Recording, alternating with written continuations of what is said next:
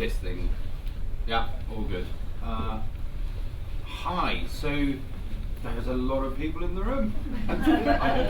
Such a boring subject. Why on earth would anyone turn up this? So if you found the wrong room, feel free to try another room. This is not my natural habitat. I don't do presentations. This is my academic look, belying the fact that I'm completely unacademic. So yeah, kind of scholarly talks are not my thing. I don't. Yeah. And actually, this is a subject which I know about through experience, rather than anything I've studied. It'd be a somewhat weird subject to study. You can go to America. There is an association of case managers, and I looked into it, and it looked really boring. So so I didn't do it. So I guess this is all kind of this is just through experience, really, more than anything else. So feel free to challenge anything I say. I will try, apart from Matthew, I will try not to take it personally. I do actually think it's a really important service. So I hope it grows. Having been involved with it, I can see I can see the value in it. So what's good, I guess, is it's dynamic. We're not kind of set within a great deal of parameters in terms of case management. So the more people who get involved, the better. And let's try to kind of do it well, do it ethically, do it in a way that our clients benefit.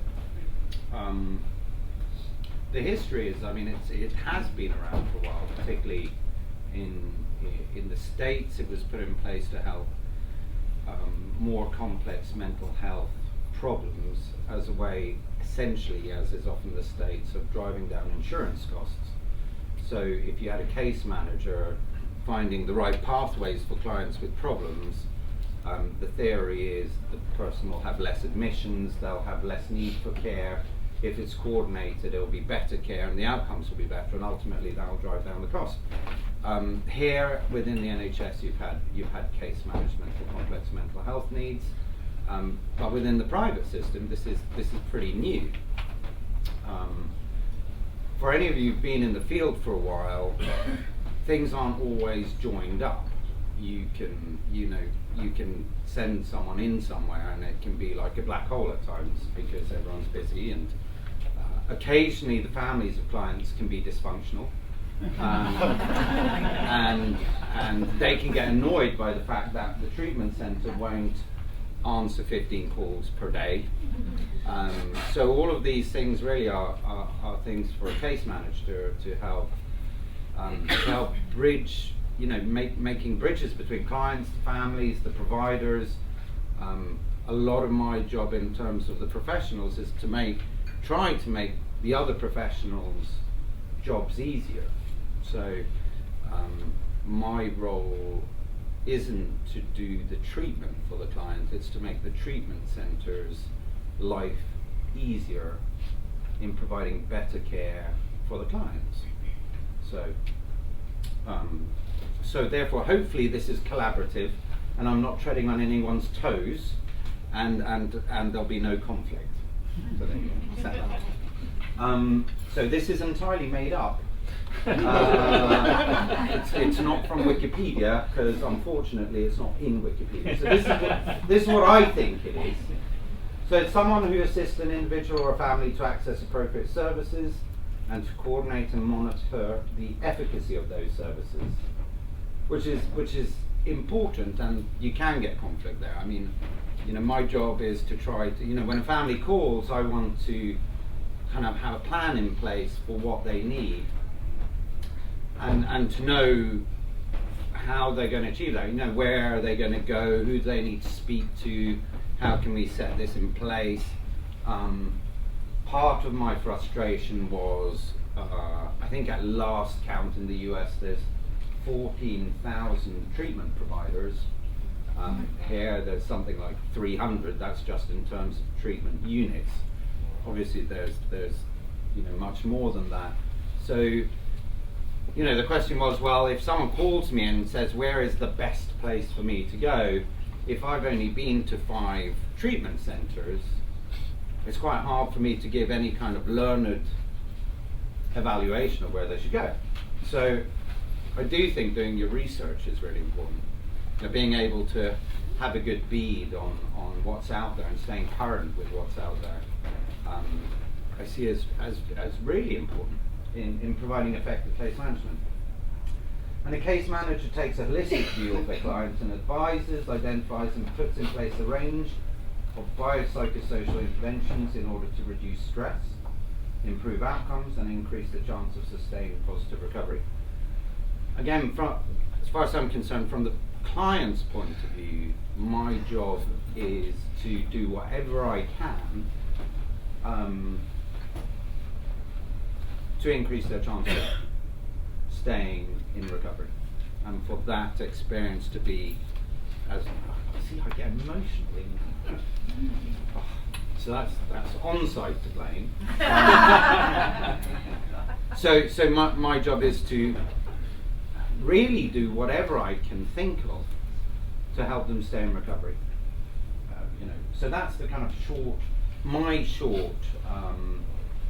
completely made up at 7 a.m. Definition of what case management is. Then, so I'm not used to these things. Oh, this is what I think you need, and we can add to this list. But I think you do need some clinical knowledge. That's not to say I don't think you need to be a clinician. Your job is not essentially clinical. If you're doing your job well, your job is in identifying clinicians who'll do the clinical work, right? So I'm not. If I put myself up as the kind of clinical answer to your problems, then I'm not doing a good job, right? The fact I have a clinical background, I think, is extremely helpful.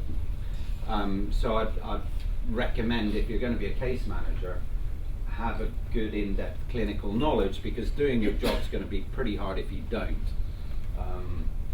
But I don't, essentially what I'm doing is not clinical.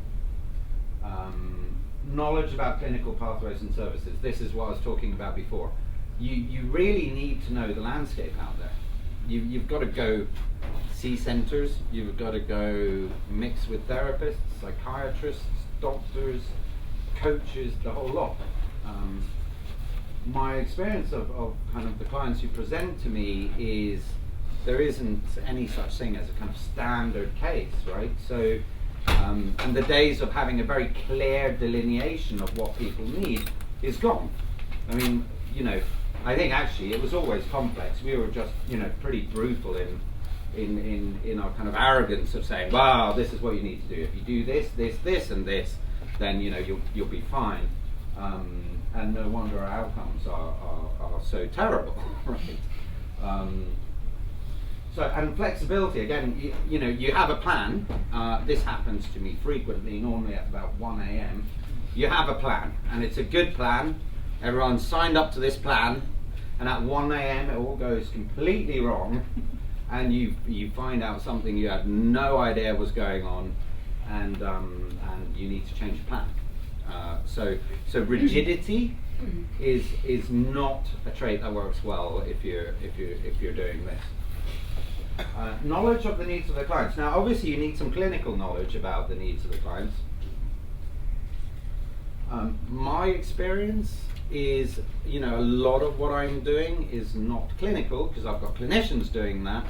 I'm doing a lot of the lifestyle stuff. I'm doing a lot of the non-clinical part of things. So I need to know what that looks like. I need to know what the lifestyle, what the vocation, what the family situation, what the cultural needs of my clients are. I cannot kind of apply a blanket approach to the clients, because everyone has different needs. So I used to work in Saudi. If you have a Saudi client and you say, well, when you leave treatment, you go back to Jeddah, you need to find a sponsor and go to it. It's not going to happen. But if you don't know the needs of that client group, if you're not culturally sensitive, then why are you doing the clinical work? Because you're setting them up for failure afterwards anyway. So understanding those needs, from what I do, is at least as important as having a kind of clinical basis. Crisis management skills, that's the 1 a.m. thing. I have a few people who help me with what I do, and they'll get phone calls from me all through the night. It's not infrequent that I'm in the car, or kind of one of my can't call you team. One of my team are in the car at 2 a.m. driving somewhere because there's a crisis, or getting on a plane and flying somewhere because there's a crisis. I mean, unfortunately, mental health doesn't kind of stick to office hours terribly well. Brian can attest to that, probably. I think we were talking at the weekend on a Sunday last, so. It's usually a Sunday night. It's normally a Sunday night, yeah, conveniently so. So again, crisis management skills. I don't always do it perfectly. I have a lot of children. So the good news is that sleep doesn't come easily, so I can answer the phone at 2 a.m. But if you're holding kind of little twins, so you got to get creative and objectivity. My experience of this job again is it's different from sitting in the therapeutic office.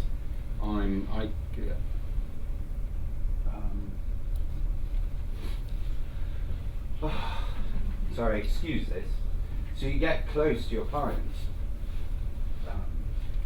If you're working with a family or a specific client over a period of time, and I think if you're doing your job well, you really get to know the clients. So one of the hard things is this is also a client group which can be at times challenging. Their presentation can change. There are crises, there's kind of pulls on you in many different ways. There's pulls on you from family, there's pulls on you,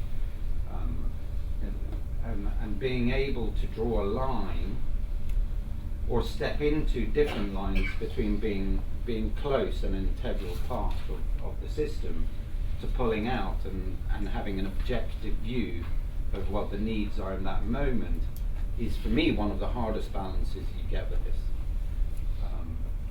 And I'm kind of sitting slightly remotely from my coaches. This is definitely, one more challenge. Sorry. That's why I don't do this stuff. Creativity, again, the kind of traditional clinical pathways, they're fine, but I think weirdly, Gorski quite a long time ago talked about stress being the main reason people relapse post-acutely. It's stress, however that comes about, but ultimately it's stress, whether that's from people's dysfunctional behaviors or it's their lifestyle, whatever, ultimately stress. And so creativity comes in because people will come, and the crisis they're facing is the fact they haven't opened their mail in 8 years. It's not necessarily because their bipolar is playing up. It's not necessarily because they've been served with divorce papers. It could be because a pet died and then dealt with those feelings ever. Or it could be the mail that hasn't been opened, or it could be, going to kind of parents. So just kind of thinking creatively about what it is. And then a connection, which I guess is why I get emotional. I'm probably reasonably good at that one, because I think if we know the most effective thing for a therapist is the therapeutic alliance, I think with case management that applies exactly the same. A lot of my job, and this was the same as working in treatment center. A lot of my job is a sales job, right? It's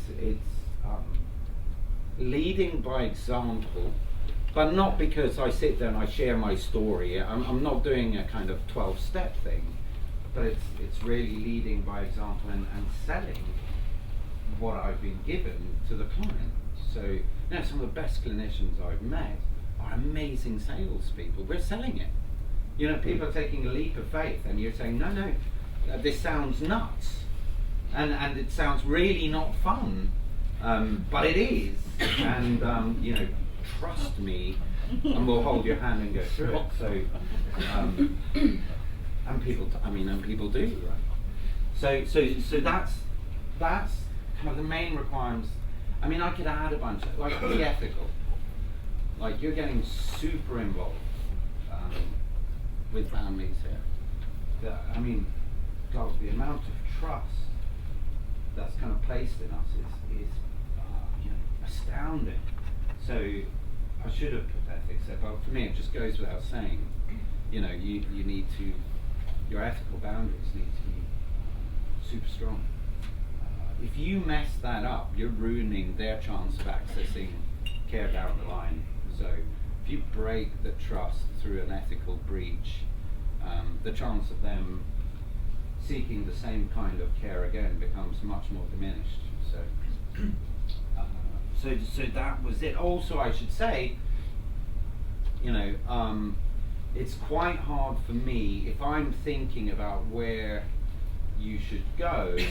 I need to be really careful about my connections with the options out there, because you know, if I call up treatment center A and they say, great, we'd love to take your client, we'll do a great job, and I call up treatment center B and they say, great, we'd love to take your client, we'll also give you £10,000 for sending them here, my ability, which, I mean, some people in there are not clinicians, so we have kickbacks and people pay referral fees and all the rest of it, right? I hope that's not news to people in this room. But so treatment centres will buy bodies. You know, we'll say, I'll call up and I'll say, I have Sam who needs treatment, and I can even phone up several and I'll say, how much will you offer me for Sam? And this person, I mean, it's shocking. Yeah, it's weird. It's become normal. You go outside of our field and people are like, what? So anyway, that's a fight I've been fighting for far too long and not getting anywhere. But from my point of view, you know, I won't take a fee from a treatment centre for providing a client to them. That's just because I don't. I mean, I'm fairly objective. I'm fairly good at what I do. I just don't believe I could honestly say, and neither does my therapist believe that I could honestly say I will have an objective view about my next client, about where it's sending, because you know, I might need a new car, and you know, if someone's going to offer me 20 grand for you versus this place, they're not going to offer me anything. So you know, that's kind of important. And there's some people in this room which take a really hard line on that. So I applaud you. Can I mention yes. something? So yes. We sort of work in associated fields. You know, in all of the interventions that I've done and all of the case management I've done, it is absolutely central to the way I think that at the end of the day I'm working for a family that is suffering. Yeah. Right? And for me to even think about taking $1 is just absolutely awesome. Yeah. Yeah, I know, absolutely. And you know, I get paid by the family to do a job. Right. Yeah. Here's a good trick if you're doing this. And in the US, it's different. It's different. You know, there's things, but it's different. So here's a good trick. If you identify a place which is happy to give you a fee, then find out what that percentage is. And here's what you do: you call them up, negotiate that fee, negotiate it. Say, you know, well, you know, I think you can give me 20% of the fee, and then they'll say yes. Well, 20%, and they say, who should we make the check out to? And then you say, to my client.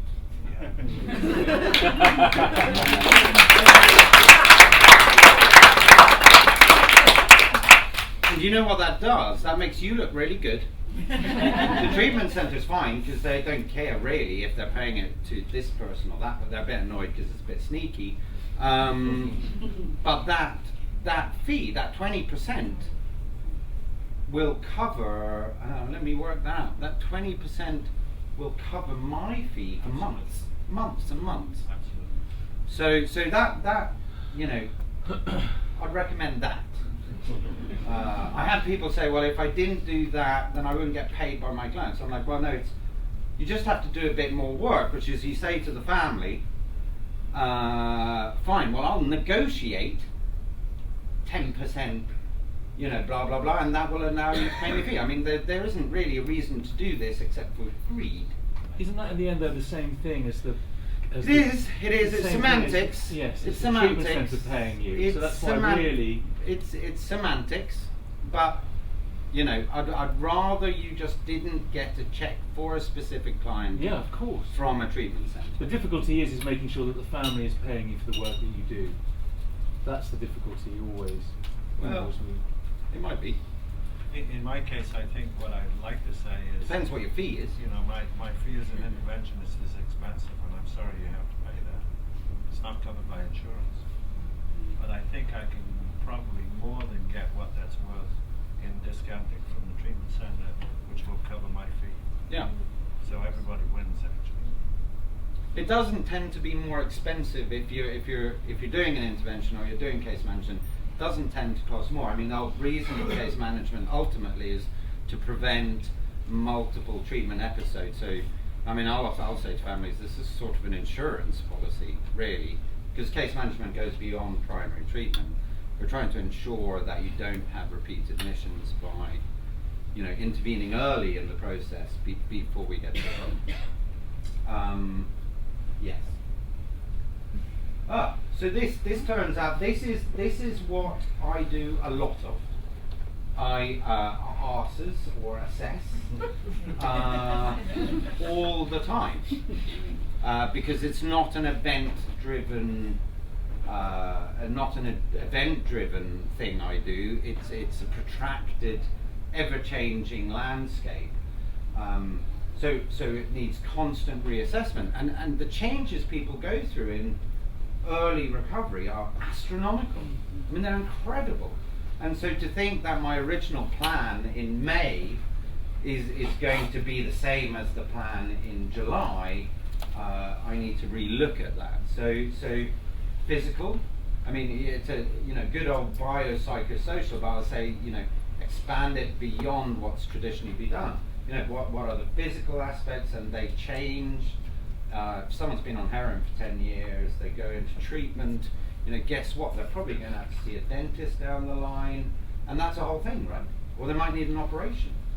How are you going to manage that? I mean, case management around people and pain medication is really important. So the physical, psychiatric, personality disorders, again, a lot of these things can be dormant during use, resurface in early recovery. So again, you just kind of dynamically look at it. Substance misuse and addiction, codependency, for want of a better word, whatever you want to call it. But that's there all the time. It's just degrees. Process addiction, put down the drugs. Guess what?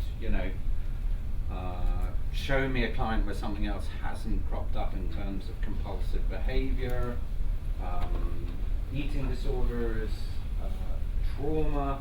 Needs, whether it's complex PTSD, low-level trauma, whatever it is, being able to keep an eye on that, and keeping an eye on the kind of emotional ability of the clients as they're coming out to primary care.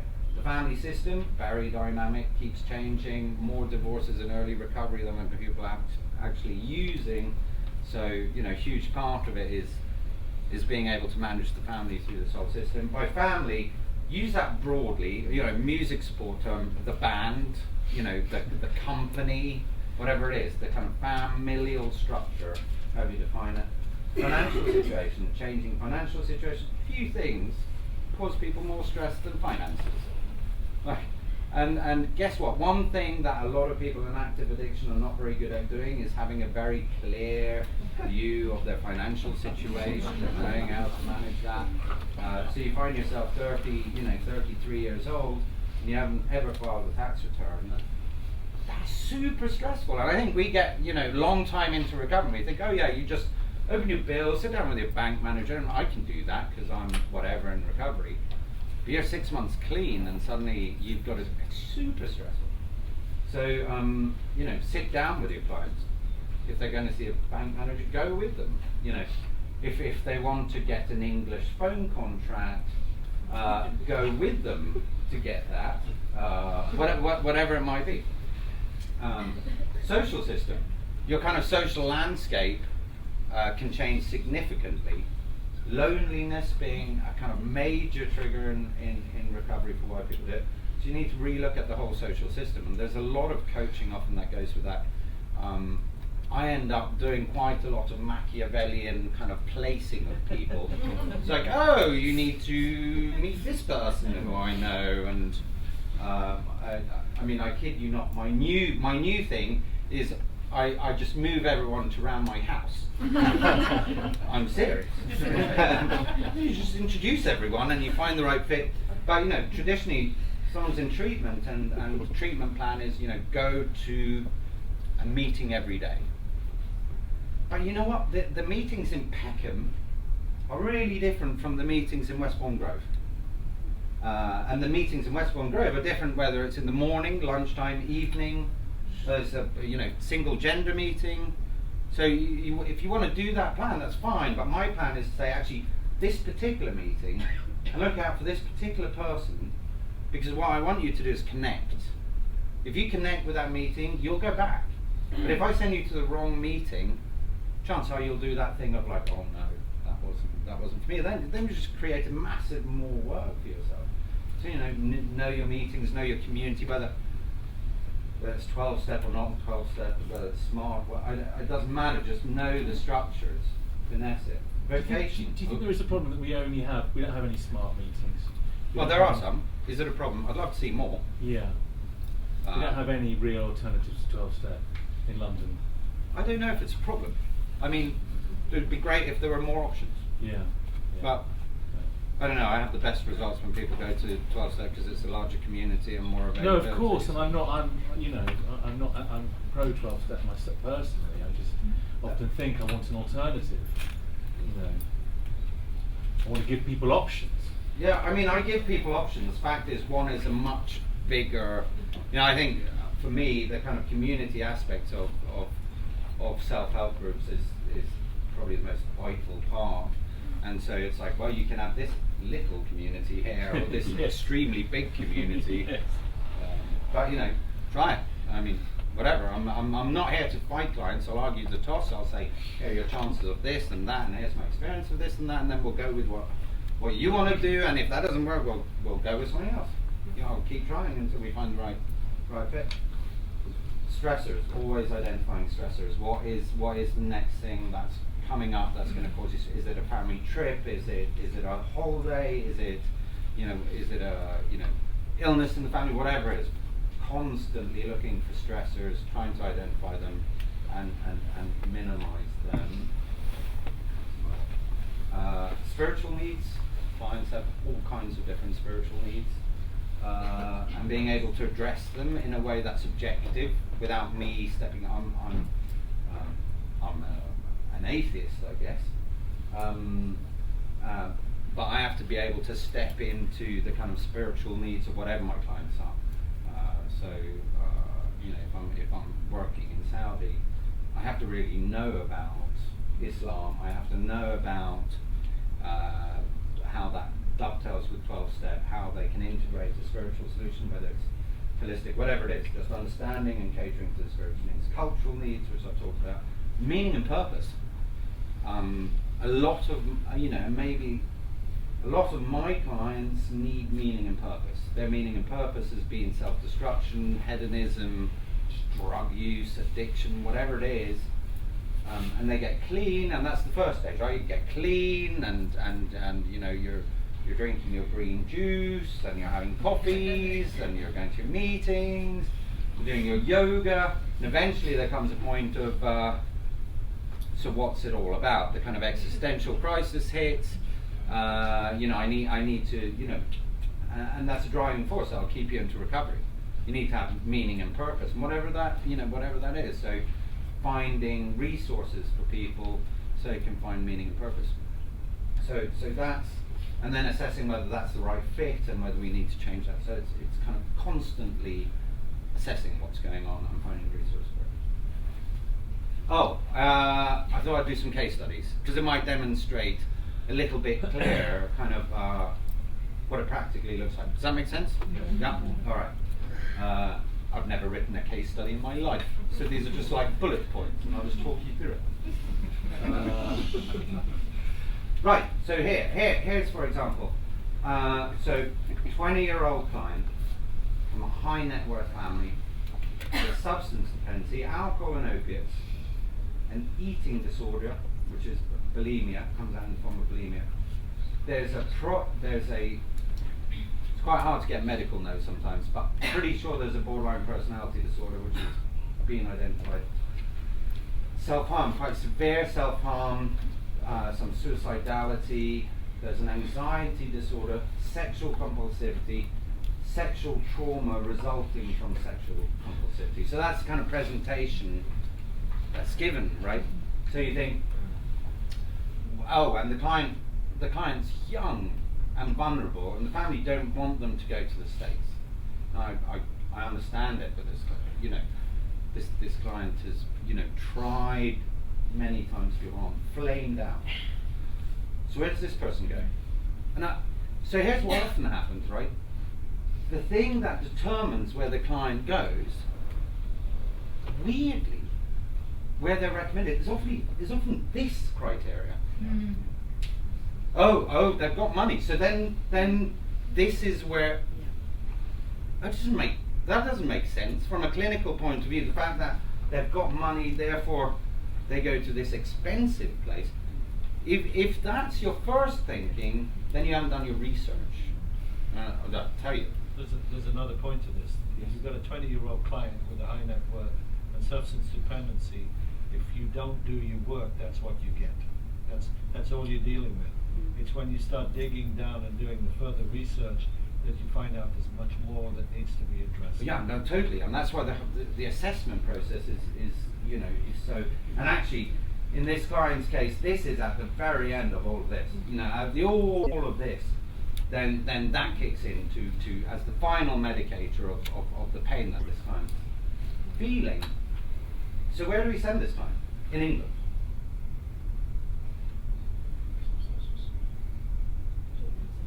Oh yeah, which one?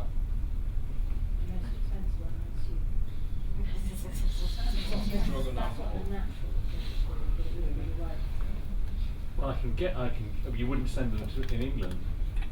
I have to send them to England. We're a suitable one for the English. Oh, you've got an inside read I'm on sorry. Yeah. So this client went to Nelson Trust, who are here. It's possibly one of the cheapest ones I've come across, again, because it has a specialist service.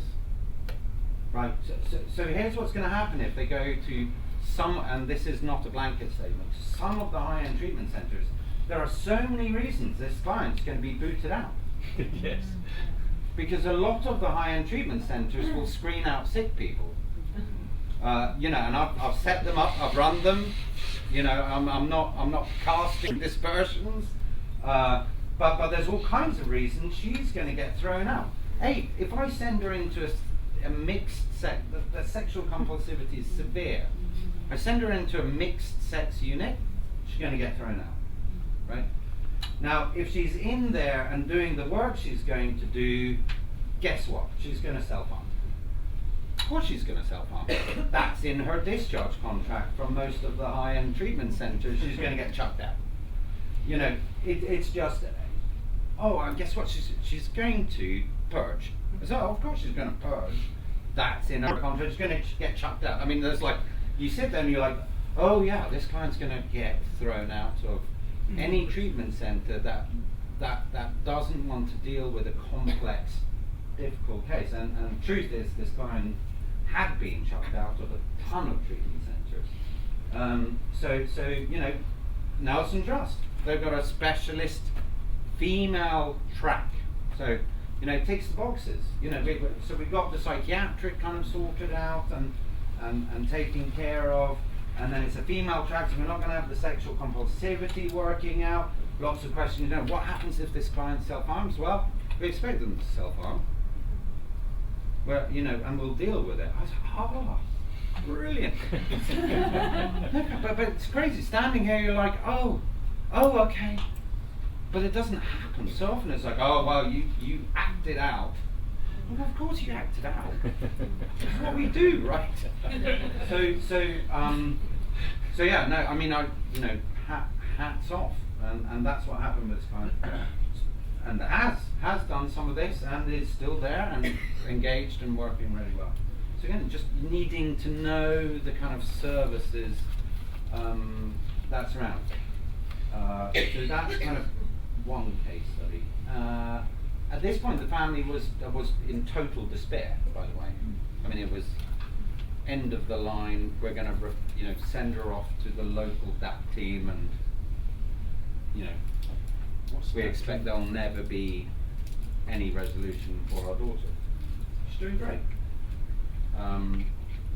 Number two. Yeah, difficult case. 35-year-old, opiate addiction, variety of previous diagnoses including anxiety, depression and attention deficit disorder, multiple treatment episodes, physical health issues, resident of an EU country with limited appropriate resources, complicated family of origin, has a partner in treatment, 4-year-old son, and a complicated trauma history, calling from somewhere in the EU. So again, not a kind of straightforward thing, because you know, barriers to entry. Well, this is quite a big barrier to entry. You know, there's a child. You know, you've got a partner who's in early recovery. You know, a variety of different things. So at the moment, most of the calls I'll get from the EU, I tend to tell them they have to move to England. Which is really unfortunate. I mean, Portugal would be an exception, Spain perhaps, Sweden. But if you're calling me from most other places, you're just going. You know, if you want a good shot at this, you're going to literally have to not just go to treatment. You probably have to move to London. Luckily, the partner was receiving good care, had case management. Case manager in the room, in fact, and so with this client, brought her over, went to LifeWorks, did very well. Again, you're dealing with the kind of psychiatrist. So it turns out, you know, not as crazy as people thought. You know, you get the kind of opiates out of the way and the addictive stuff. You're able to kind of get a clearer picture of what all of that looks like.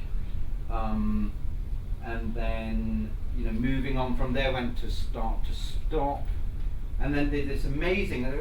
Again, you have two case managers working together to juggle, you know, essentially a couple with a 4-year-old in a new country, both within early treatment system. You're trying to juggle so that one can exit at a time where they can take care of the child while the other one is. And you know, it worked, but I think it only worked because there was really good coordination, you know, and true willingness on both parties to get well. But this, you know, so gone through the IOP sober living stage, then you're looking, you know, as a case manager, you're looking at, okay, so what do you need? You need housing. Like, you need to help you find a house. Which, if you're in the public system, if you're in the, you know, public system, there are things. If you're in the private system, that you need, you know, someone like a case manager who can say, okay, well, this is probably where you need to live, and this is how you find a house. And schooling, like you need, your child needs to go, so you need to know about schools and how you get your child into school. How, you know, you've got to obviously fly over and meet the family and be like, yeah, I know this sounds mental, but you know, this is kind of what needs to happen. So you've got to get everyone on board, and then you get, you know, you got the knee, so you've got a major knee operation. Again, you're dealing with kind of how do you have a major operation, a couple of months into recovery when opiate, this client kind of mentally and amazingly opted not to have any pain medication and still went through a major surgery, which was one of the most impressive things I think I've ever seen in my life. But as the case manager, you want to be there. You want to be talking to the surgeons. You want to be talking to the medical team at the hospital. You want to go see them, make sure all of that stuff. Testing, again, drug testing regimes. You didn't recommend that for the client, though, did you? No pain medication. No, the client. No, you didn't recommend it. No, I didn't. No, I didn't. I'm not a doctor. Yeah, no, I know. I don't recommend anyone any medication. I send them to Brian.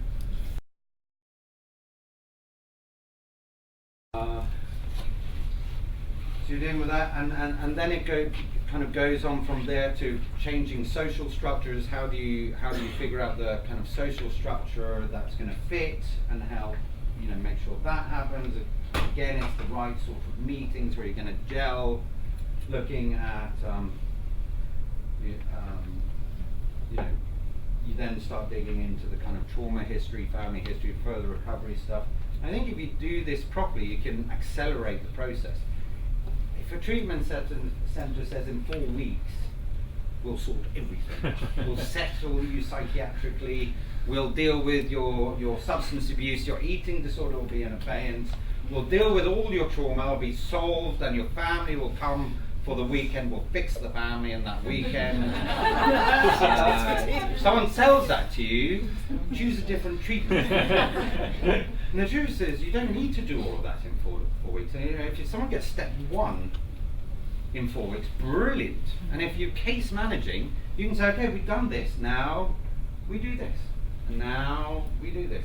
So you don't need to do it all under one roof. And rarely, I don't know if I've ever seen it done well purely and entirely under one roof. And then you find therapists, right? So you have to find the right therapist for the client. You have to find the right psychiatrist or therapists, and then you can look at doing some of the further work. So for example, on sites might go to do trauma work once people are clean. So a lot of my clients end up flying to Nashville. And they do some of the stuff there that they need to do to come back to get that deeper level of recovery, working on codependency or whatever it is. So this is currently a success case.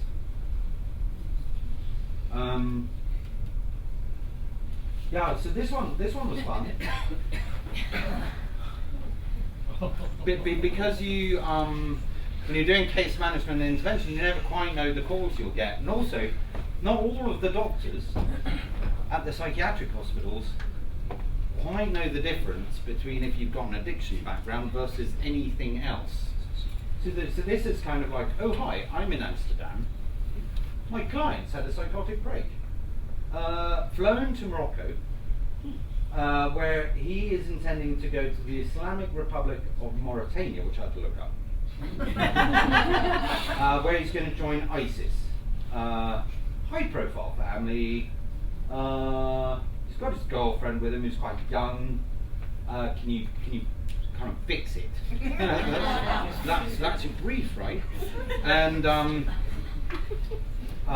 so this one involved finding someone in Morocco of some influence and saying, if this person's picked up, don't put them in prison.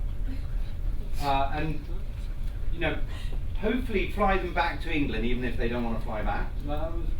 Then you have to find somebody who'll track them down, because you don't know why that's. Found this Swedish special forces person who started tracking them down, and found him on the border of the Islamic Republic of Mauritania, and he detained him.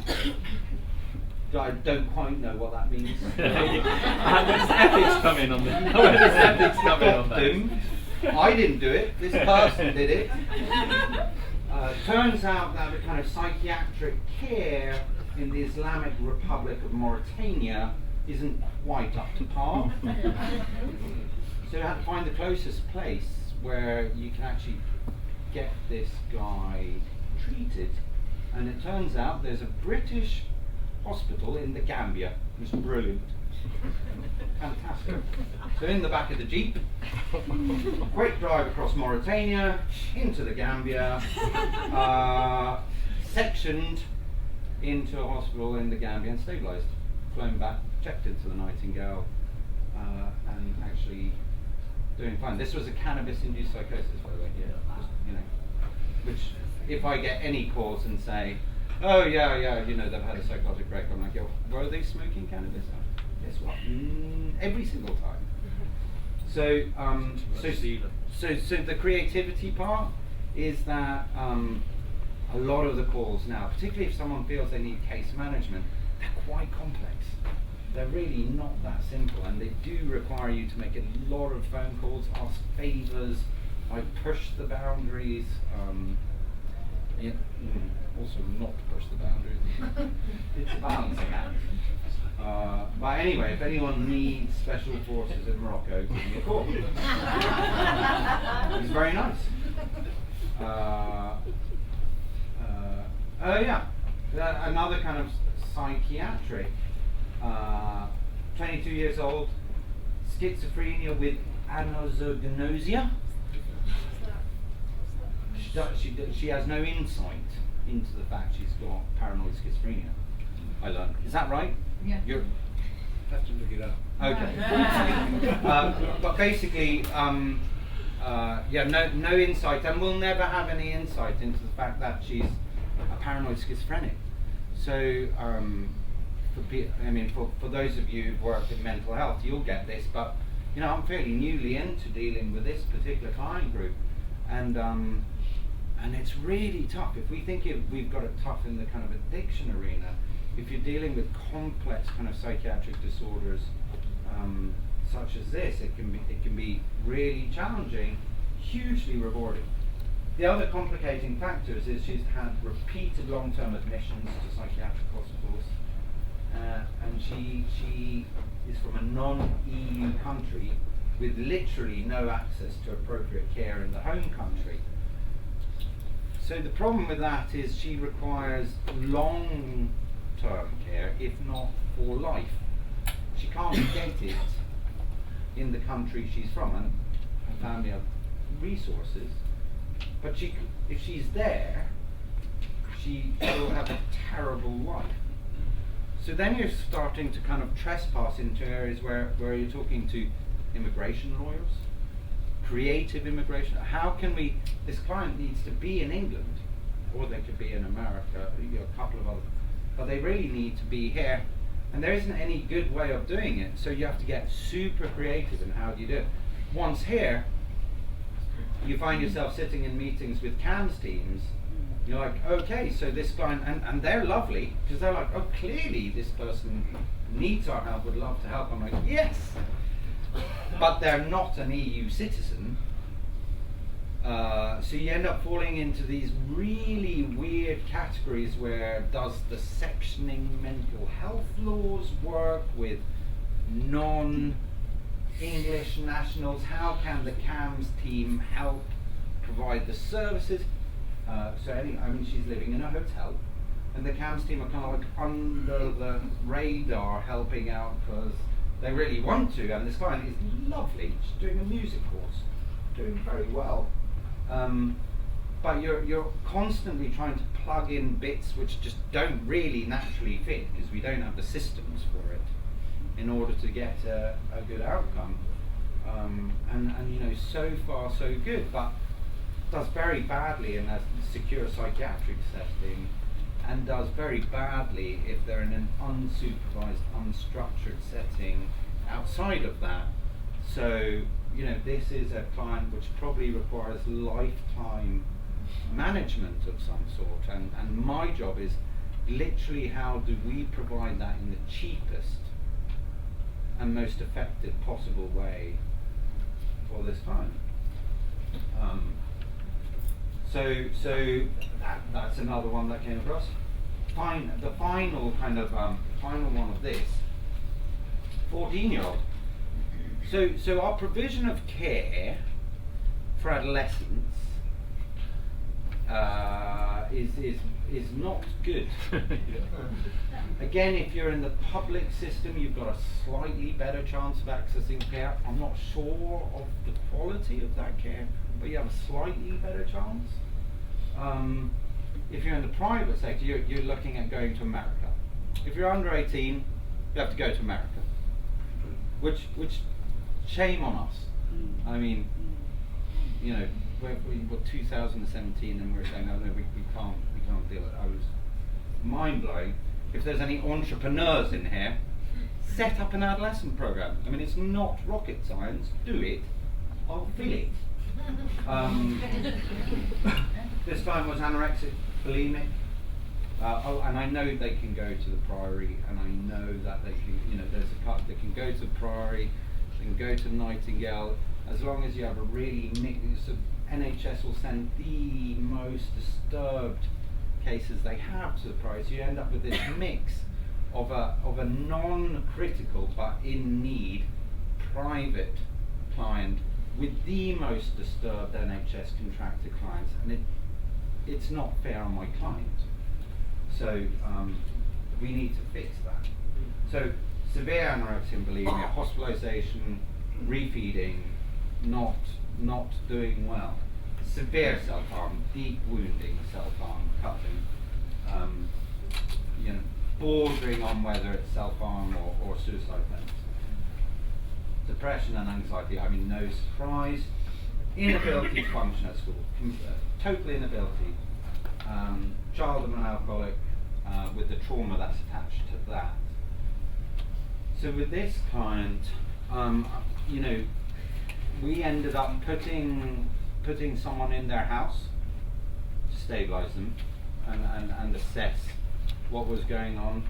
We talked a promise bunch about again kind of moving the whole family into treatment, because it can't be that just the adolescent, but they can provide family care, so about the whole family or mother and daughter entering into the treatment system together.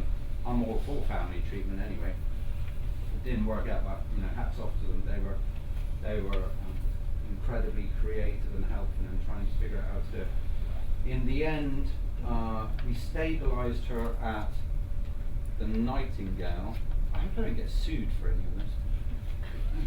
Anyway, stabilised her at the Nightingale, who have an adolescent unit, but the therapeutic support was not great. So we would put our own therapists into the unit, and hats off to them, they said you can do whatever you like, we're the bed, and we have the nurses, and you can bring it in, but, which by the way is really nice. Again, you know, Promise has done the same, you know, care home registered in London, happy to work. You know, I love working with people, so it's like, okay, this is the client, let's put them here.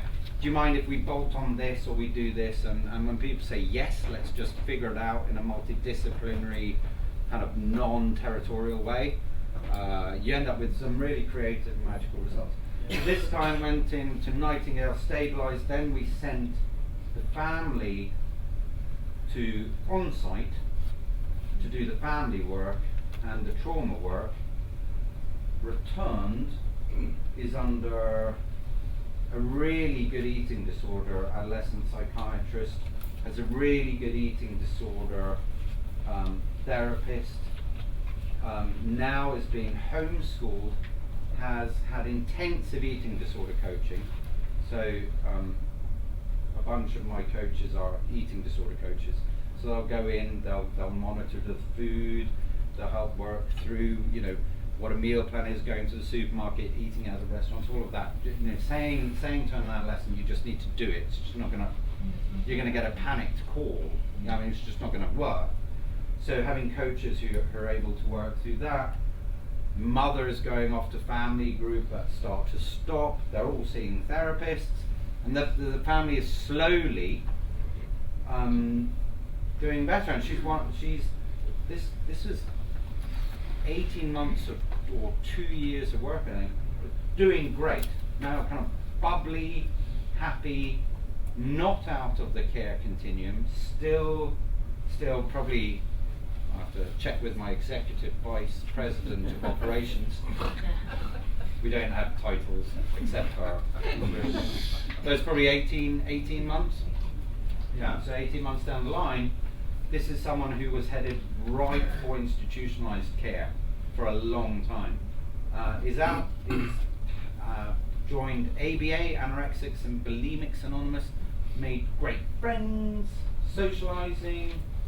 It's all kind of coming together.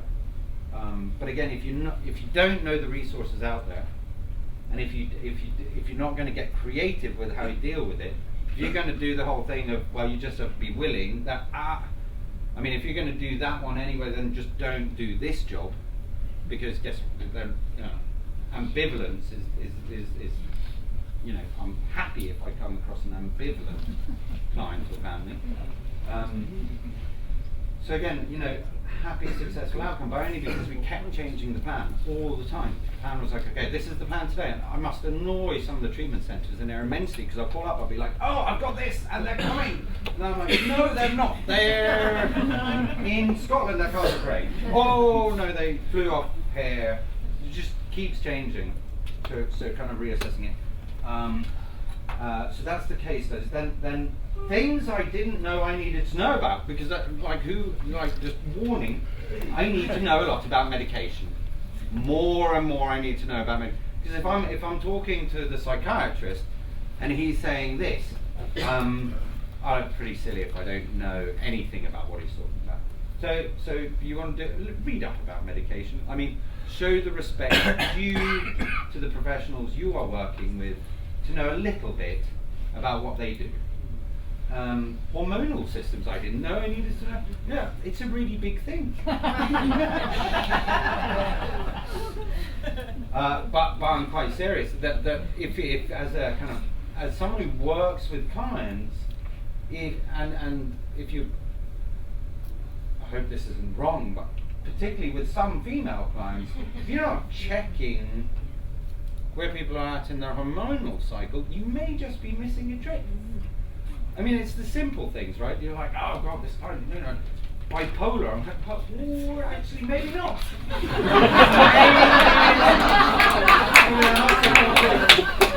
Maybe it's a hormonal thing. So I'm all about investigating the kind of various systems. I've had to learn, and also, I mean, I have to learn about this because it's my clients who teach me literally everything I know. It's not the books, it's not the seminars, it's not you good people, it's because my clients come and say, oh, I was just reading up about my adrenal system, and this is what I'm like, oh yeah, okay. Hormonal system.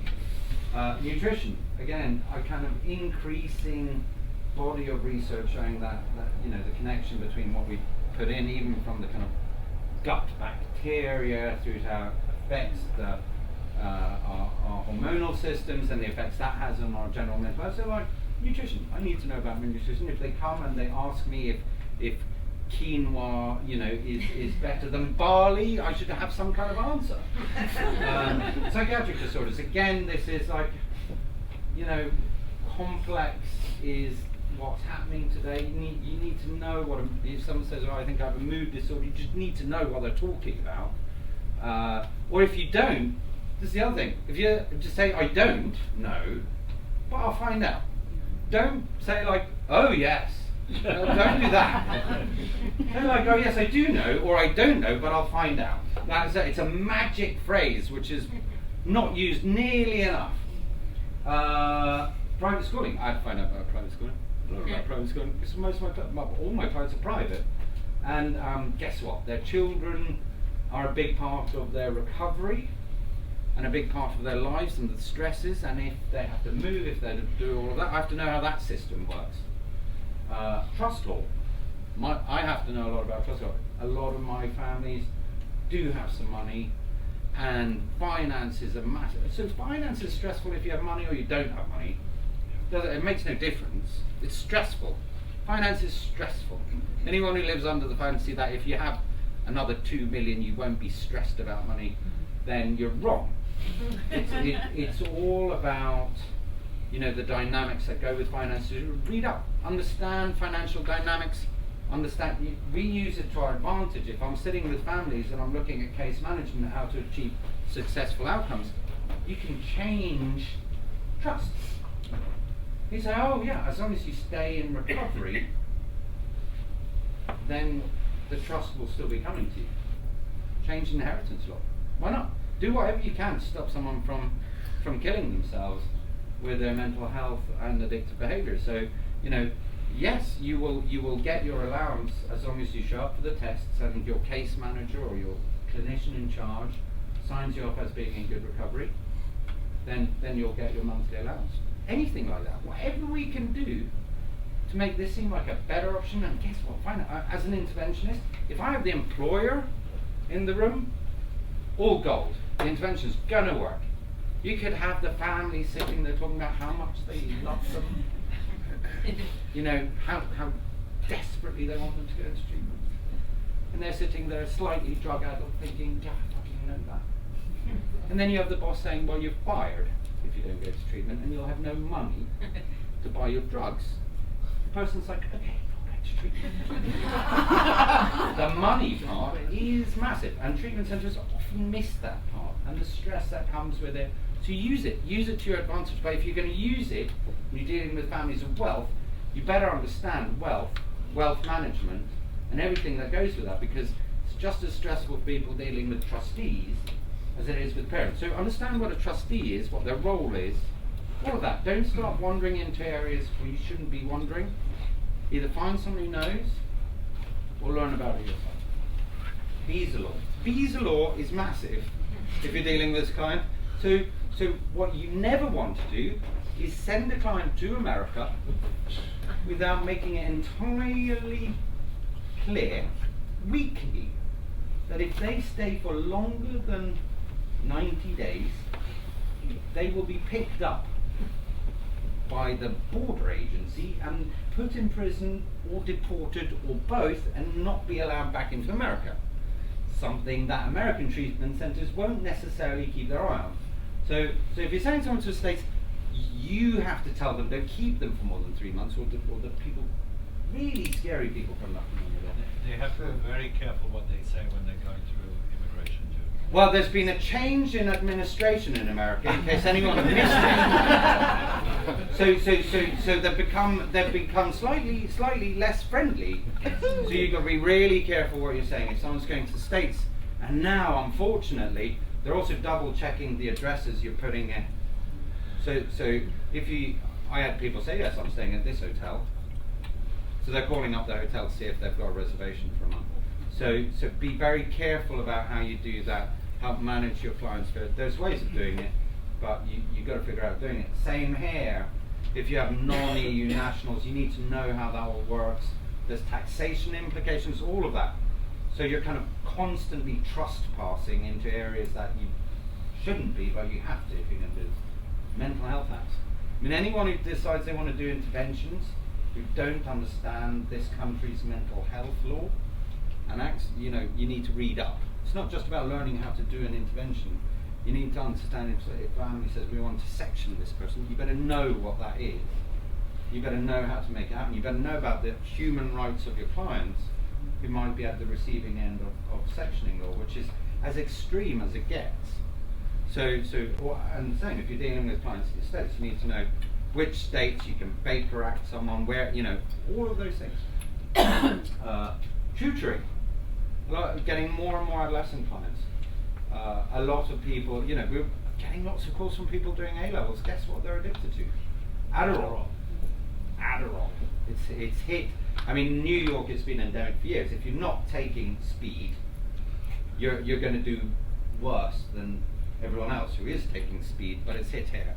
At least in the kind of private schools in London. The kids are taking Adderall because they have to study till 3 a.m, get up at 6 a.m. to get the kind of required results. So, tutoring. And we have parents all the time.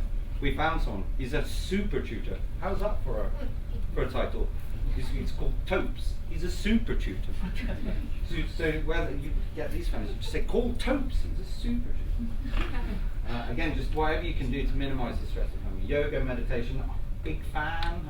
I need to do it. Big fan for everyone else. Theoretically for myself. Liability law. If you know, I have massive liabilities in what I do, massive responsibilities. I have people who work under me. They better be insured. All of those things.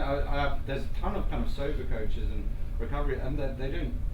I'm not saying they need to be qualified. You kind of can't be, and I'm not all about how qualified you are. But you better be insured. And as the person who's setting up, I better be insured for me, for them. It could be very costly if you're not. So just understand what you're putting out there. Private security firms, again, Swede. Also, just generally, like if you're, it doesn't happen often. If you're dealing with sort of high net worth families, some of the Russians, some of the like the entourage, the security guy, he's often the one slipping the thing. Just a little tip. If you're dealing with the Saudis, you're dealing with some of the Russians, careful of the bodyguard. He's the one that's slipping it. You know, if he's constantly, he hasn't left the place, he hasn't been out, no dealers have come to the door, but he's testing positive. It's the security guy.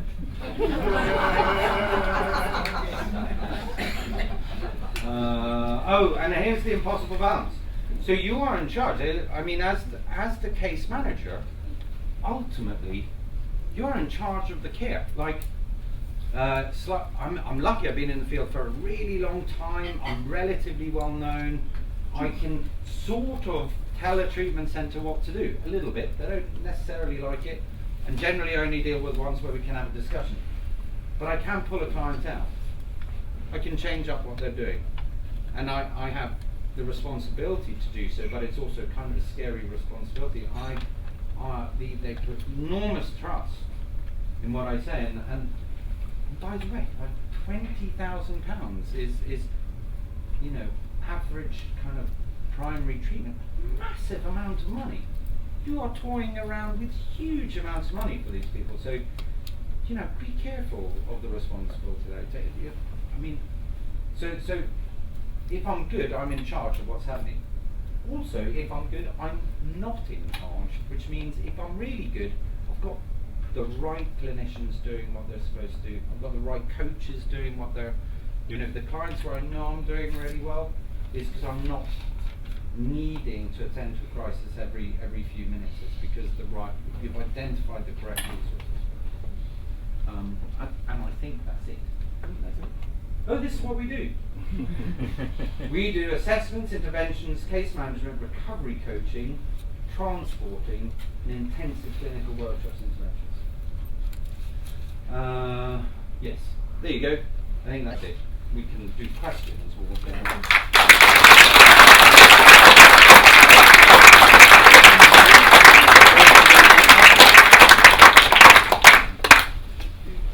Oh, hi, my name's Sam. I used to manage bands, and it's literally like that is basically what you do as an artist manager. Yeah. For one particular band, and it just made me laugh, and hats off to you. It's like herding cats, I think that's what it is. Do you have a way of knowing when to say no? When a client calls. Yeah. When you put out some pretty interesting horror shows out there. Yeah. When do you say, I can't do it, hand it over to a higher power or something? I find that really difficult. I think you partly know the answer. You partly know the answer to that, and you're probably one of the few people in the room who partly knows the answer. I find it really hard. I wish there were a lot of other people who are really good doing this. So I'd say, oh yeah, no, I'm the wrong person for this, you can send them there. But I can maybe count on one hand how many people are effectively doing case management. So I guess it's rare. I don't think I've ever said no on the basis of finances. A lot of what I do is for free. So I've never done it on finances. Weirdly for me, it's probably becoming more and more apparent that there are certain types of client which I find difficult. Not that they are anymore, but give me a female borderline client with a specific presentation because of my own trauma history. I'm just being entirely honest. My own trauma history. The only way I'd take them on is if one of the people who work for me take the lead on the case. So the other ones, funnily enough, it's just about learning, being creative. I'm not dictatorial with clients. I'll sit and I'll say, you know, can we do this together? Can we work it? I think I engage really well with clients. And if they don't like me, I'll be like, oh God, then you don't have to work with me. We'll find someone else. So the one where I think I could say I demonstrably struggle are with female borderline clients. So far that's my answer. I mean, the other ones we normally figure a way. Johan, thank you. Thank you very much for a marvellous presentation. Been involved in case management for a good while now, and frankly never realised there was so much in it. So thank you very much. I also need to thank you for all the help and the fun and the laughter and the tears that we've shared over one or two shared projects. So that's been wonderful. Now, my experience of case management has been that it is very emotionally involving, it is very time consuming. You're dealing with not just an unwell client who needs a great deal of attention, but the family dynamic has been shot to pieces. One has to, or one does seem to get involved with all of that as well. And speaking for myself, I'm only really interested in handling one case at a time. If it comes along, that's great, and if it doesn't, I revert to being bog standard, middle of the road psychotherapist getting on with my day job. But I do love the work, and I love the emotional involvement, but I find it very, very draining. My question to you, and I know you handle an enormous volume of clients' work, is how on earth do you keep yourself safe? How do you keep yourself on top of it all? With the huge stresses and strains that I think this work does impose on people like you and me. So how do I keep myself safe? Or sane. My barometer of safe isn't very good, so I don't know. 3 o'clock in the morning in Oxfordshire after not much sleep, is that safe? Sane, so sane, my wife, my family, there's several Sorensens in the audience, so that, okay, so I mean the truth is I fly to on-site regularly, and I do workshops on myself. I mean that honestly is the truth. It is emotionally draining. I put a lot of emotions into the work. I think I take a lot on, and that's the way I've found to get it out. Colleagues, I mean, I've got amazing colleagues in this room sitting down with your. I call you. You're like, oh my God, can we go for a coffee? We need to talk about it. But I love it. I mean,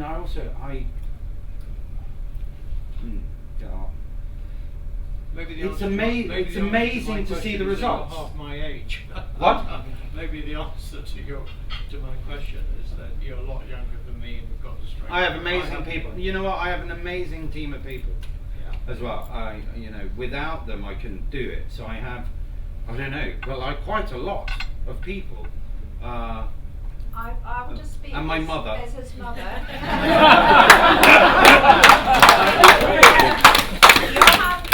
What's he gonna say? Since he was about 10 years old. I'm that codependent. Yeah, I was He gonna say. literally has been doing that for his whole life. Yeah. Putting people together, fixing them. It's incredible. Natural networker. You're just there because you've been doing it all your whole life.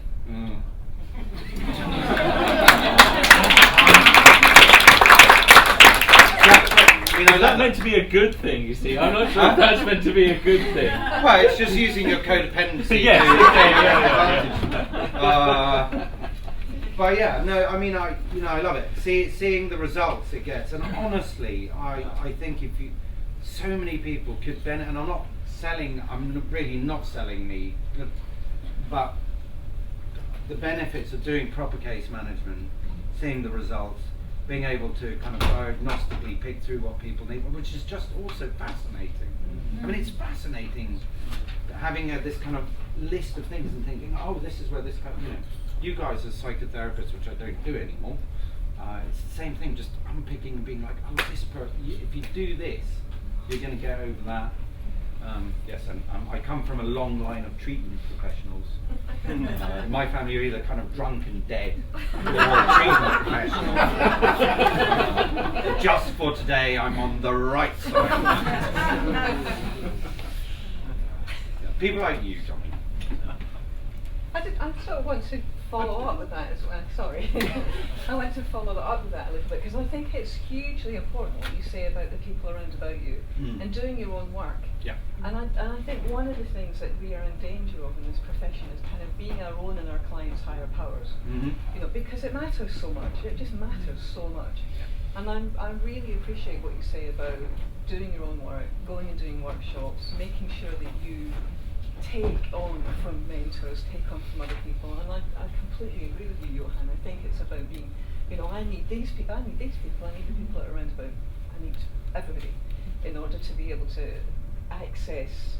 It's multidisciplinary, isn't it? It's, we are accessing all of the contacts that we have, all of the love that we feel from other people, all of the love we feel for other people, and some professionalism. Yeah.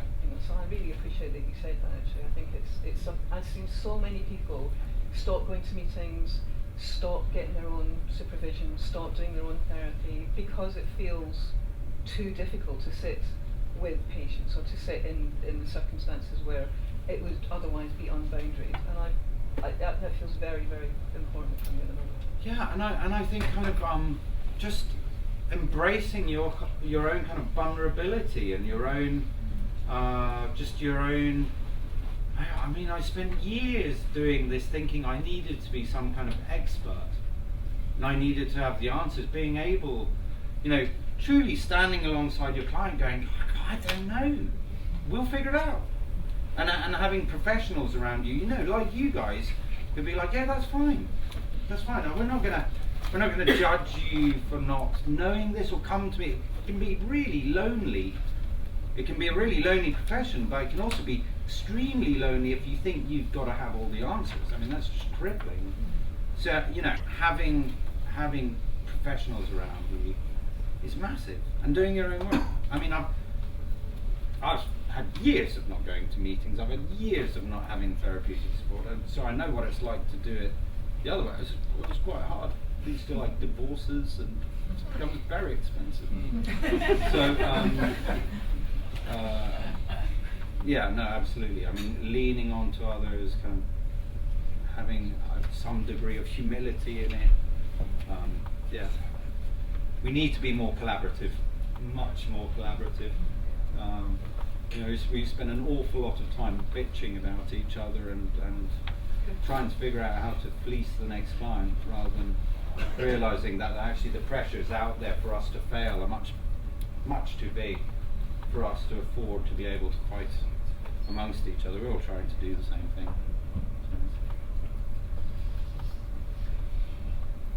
Good. Oh. Just on that one.